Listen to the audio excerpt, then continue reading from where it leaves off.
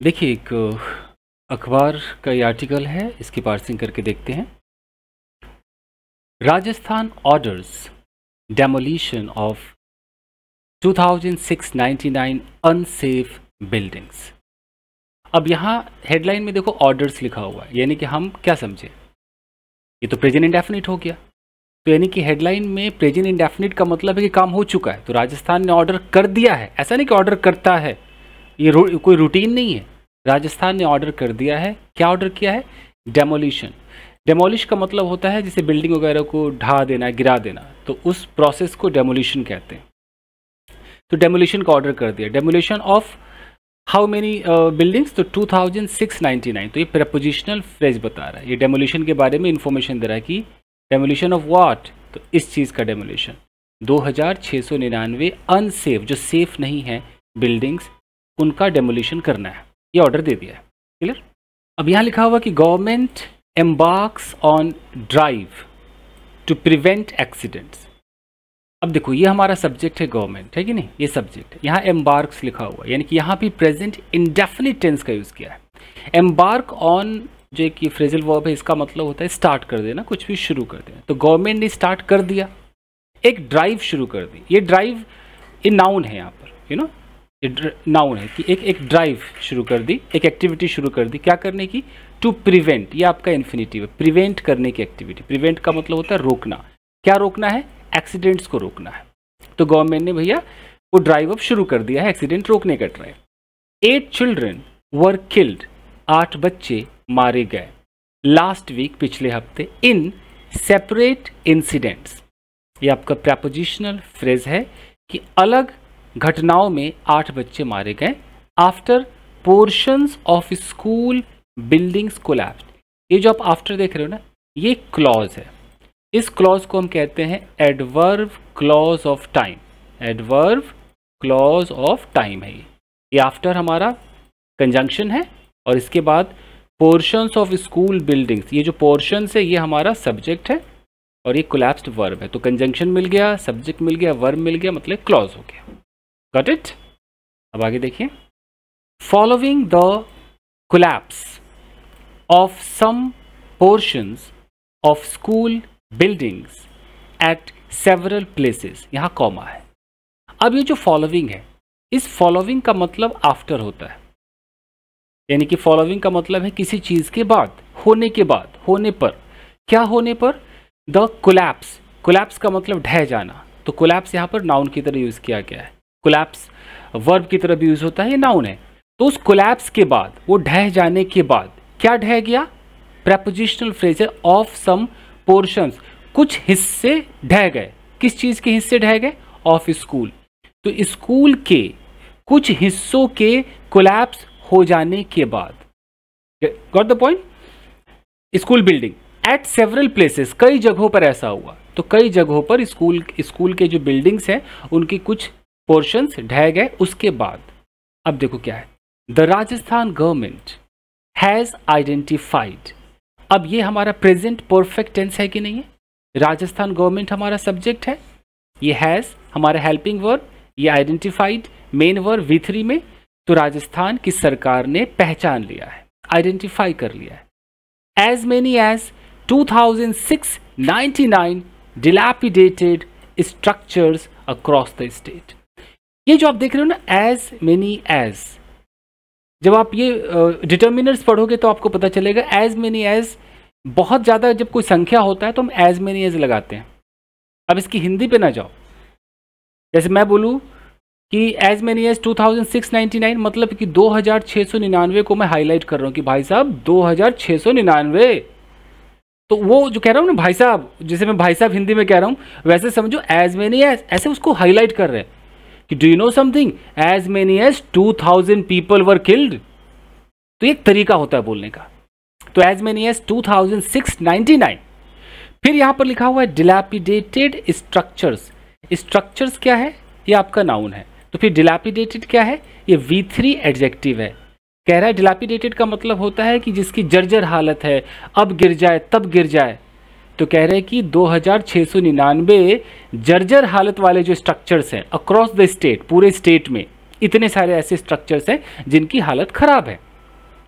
अब इस स्टेट के बाद अचानक कॉमा आ गया, ठीक है। अब तक तो समझ गए कि राजस्थान गवर्नमेंट ने भैया इतने सारे डिलैपिडेटेड स्ट्रक्चर्स को पूरे स्टेट में पहचाने हैं, आइडेंटिफाई किया है।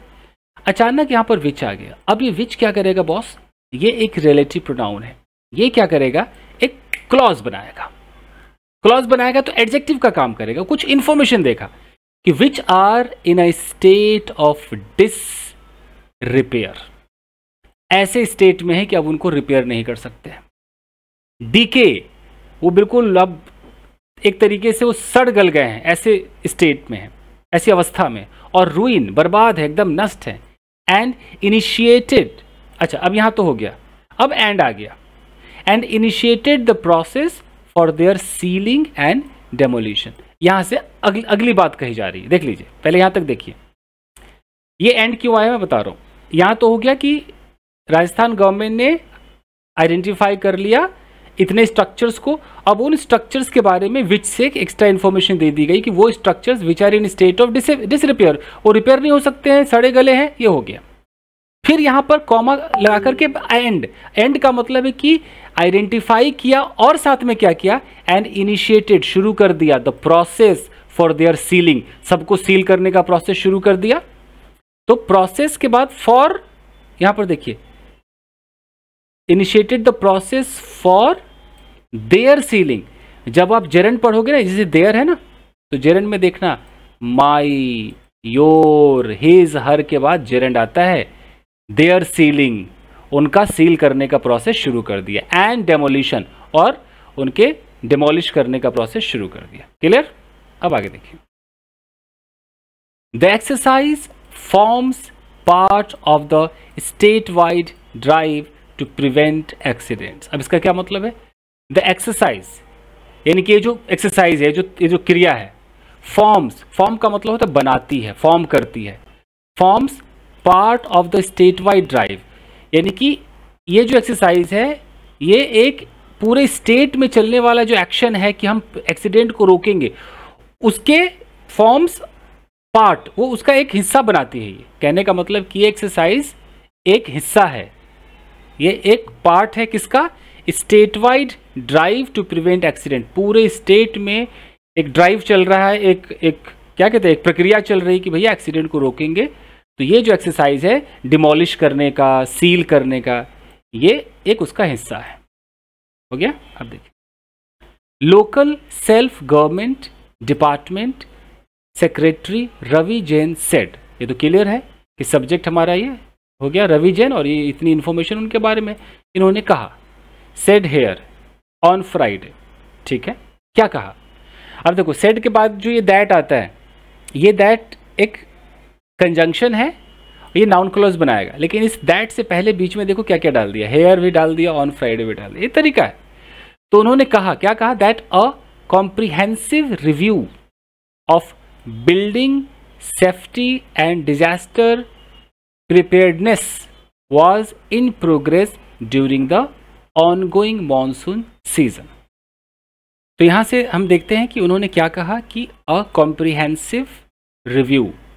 कॉम्प्रिहेंसिव रिव्यू का मतलब कि हर एंगल से अगर आप एक रिव्यू ले लेते हैं, पूरा कॉम्प्रिहेंसिव मतलब बिल्कुल कंप्लीट, हर पहलू से, तो हर पहलू का जो रिव्यू है of building safety, building safety का हर पहलू का रिव्यू, एंड डिजास्टर प्रिपेयर्डनेस, किसी भी अनहोनी से बचने का, प्रिपेयर्डनेस होता है ना, प्रिपेयर है कि कोई डिजास्टर ना हो जाए, कोई ऐसा भूकंप ना आ जाए, कुछ ये ना हो जाए, डिजास्टर ना हो जाए, तो वो जो है वॉज इन प्रोग्रेस। तो वो पूरा रिव्यू किया जा रहा है, फुल रिव्यू किया जा रहा है कि बिल्डिंग में सेफ्टी है कि नहीं है, तैयारी डिजास्टर से प्रिपेयर वाली तैयारी है कि नहीं, पूरा comprehensive review was in progress, और पूरे प्रोग्रेस में था during the ongoing monsoon season. Monsoon season के दौरान सब चल रहा था। The move comes amid growing concerns over the vulnerability of school infrastructure. अब ये मूव, अब ये यहाँ कम्स है, वैसे तो प्रेजेंट इंडेफिनिट दे दिया है कि ये जो मूव आता है, हालांकि मूव आया, तो ये जो कदम है ये आया, कब आया, अमिड। अमिड का मतलब होता है के बीच में, किसके बीच में, growing concerns.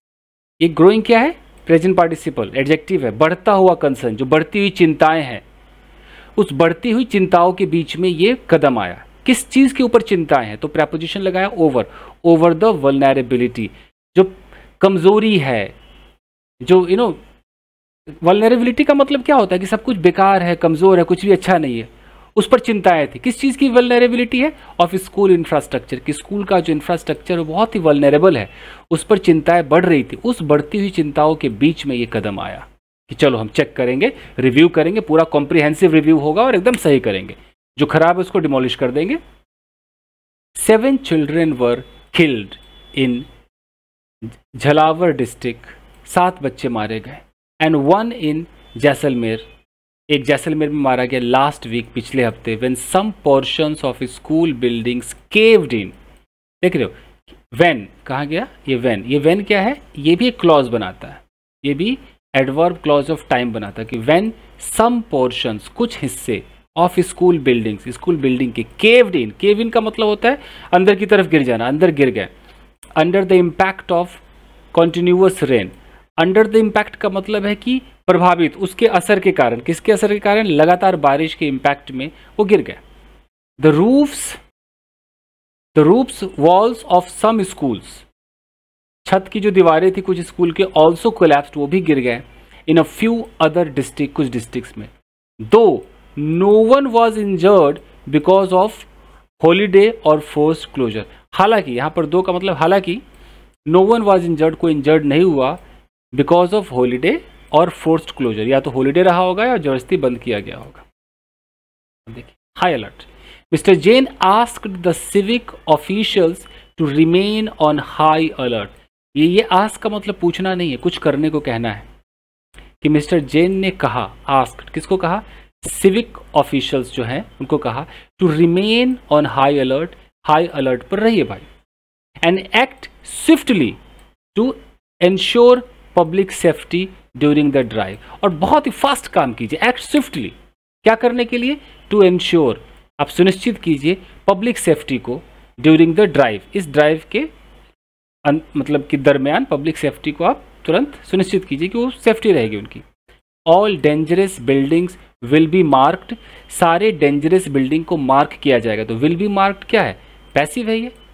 With clear warning boards, उसमें एक वार्निंग बोर्ड्स रहेगा, वार्निंग लिखा रहेगा, to alert the residents, residents का मतलब जो रहने वाले लोग हैं, निवासियों को अलर्ट करने के लिए, and prevent any untoward incident he said, और ऐसे इंसिडेंट को प्रिवेंट करने के लिए, हो गया। अनटुवर्ड मतलब कि अचानक जो कोई इंसिडेंट होते हैं उनको प्रिवेंट करने के लिए ही सेड। तो इतना लगता है काफ़ी है, वैसे तो बहुत बड़ा है ये, मैं बस एक डेमो लाया था कि कैसे आपको पार्सिंग करनी है, इतना बहुत है गाइस। चलिए, thank you very much everybody, मिलते हैं अगले एपिसोड।